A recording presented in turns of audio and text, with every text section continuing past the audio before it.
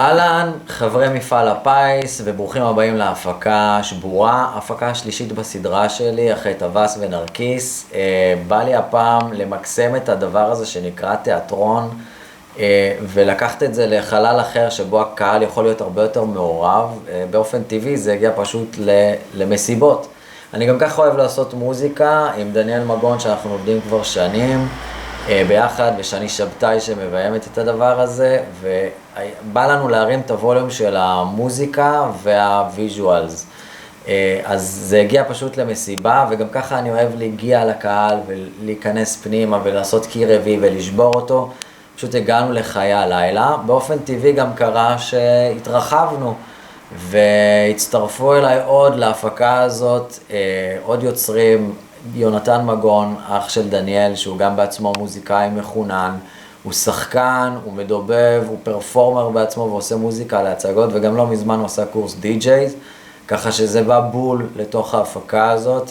יש את בתל דותן, שהיא פרפורמרית אגדה, אתם בטח מכירים אותה, שנים שאני רוצה לעבוד איתה, וגם היא בעצמה כבר בוער להתפוצץ, וזה בדיוק הבמה בשבילה, אז אני שמח גם על זה. ועומר עוזיאל, שהוא בעצמו רקדן ופרפורמר, ועושה פרפורמנס, וגם מטפל, שהגרנו דרך העולם של הטיפול, וגם הוא ממש כזה מוצא את המקום שלו באופן מאוד טבעי בתוך הדבר הזה, מאוד נעים איתם פיזית, וזה כזה, עשינו חזרה אחת, מה שראיתם, וזה כבר התפוצץ. אז זה ההרכב שלנו, עם איתה נחטיילר, המעצבת שלנו, שגם הולכת סוף סוף להפציץ פה, אחרי הפקות די כזה עדינות ומינוריות כאלה.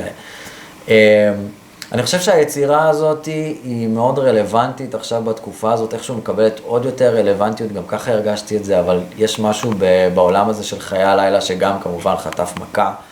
אנשים לא כל כך יוצאים, לא יודעים איך לשמוח בזמן הזה, וגם יש משהו במסיבה שעדיין טיפה להם מתרגר, גם אותי בעצמי. ובא לי לייצר איזושהי חוויה מאוד הוליסטית כשמגיעים למסיבה, עם איזשהו סנטר מאוד ברור, משהו שמרכז, שלא יהיה מנוכר, שנותן מענה להרבה קולות שעולים מול מסיבה, ולהזמין עוד אנשים שבכלל לא הולכים למסיבות בדרך כלל, אנשים שדווקא אוהבים תיאטרון, וגם אלה שיוצאים, שיבואו וירגישו מה זה תיאטרון, אז זה ממש מגניב. בכל אופן, אני חושב שהולכת לצאת הפקה ממש ממש יפה, אולי הכי יפה שעשיתי אי פעם, ואני אשמח שתיתנו לי את הכסף שלכם.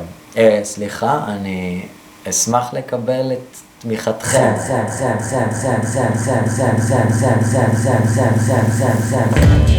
תגידו את הכסף שלכם.